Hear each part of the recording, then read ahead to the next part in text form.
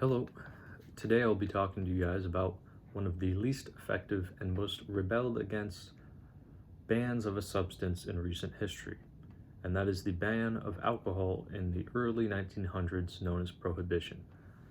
Now, Prohibition was known for its ineffectiveness and known for the amount of rebellion it caused among the people of America, and is a great example of how groups of people can get together and form a powerful alliance to combat the government's abuse of power. The social movements that arose in retaliation to Prohibition is a great example of what the American people can get done when working together towards a common goal. Now, to illuminate this subject and its importance, I will be discussing the history of Prohibition, why and how it was ineffective, and how this level of social resistance is important when defending something we all believe in. So now, a brief history of Prohibition.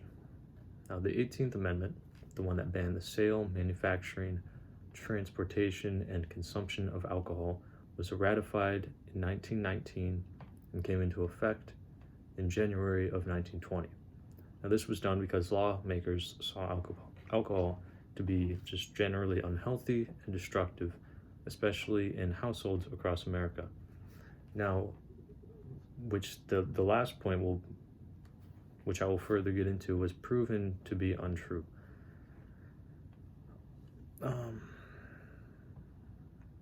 So very soon after this law was passed, the illegal sale and consumption of alcohol shot up tremendously. I actually have a picture of a graph here that shows the number of illegal sales of alcohol before, during, and after Prohibition. Now, it is kind of difficult to see, but you get the idea. To the left here is before Prohibition, and this arrow points to when Prohibition began, and it shot up and remained high until the ending on the second arrow, and after that it returned to its normal level. So as you can see, people of America were able to get their hands on alcohol one way or another. And another problem is, you got to ask the question, well, where was the manufacturing and distribution of this alcohol taking place? And it was all controlled by gangs. And the number of violent gang-related crimes also shot up tremendously. Now, people were not going to stop drinking, and that much was very clear. For example, I'm sure we've all heard of the old speakeasies, and those were like hidden bars in secret locations that would often require like a password or something to get into them, and people would go to these places all the time to drink with their friends.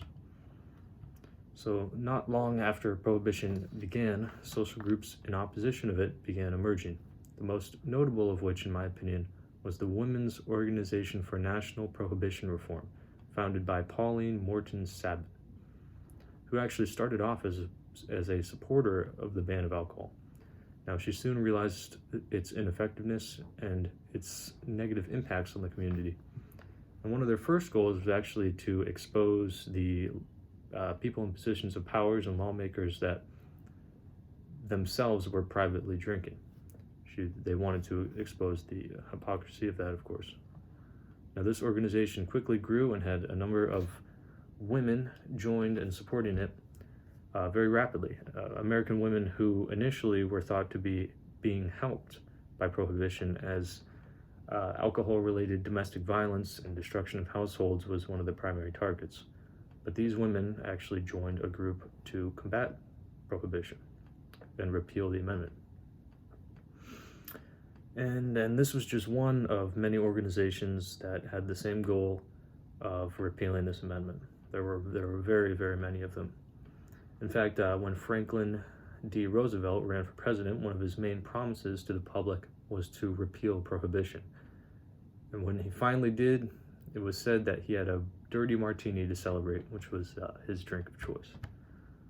So what I think this highlights, and what I want you guys to take away from this, is that we, the people, have a lot of power when it comes to the policies that we live by. During this period, the general public and social groups were able to force the government to repeal the amendment and allow the sale of alcohol to take place again. Prohibition was met with resistance from the very beginning because of its ineffectiveness and really highlighted the power wielded by the people of America.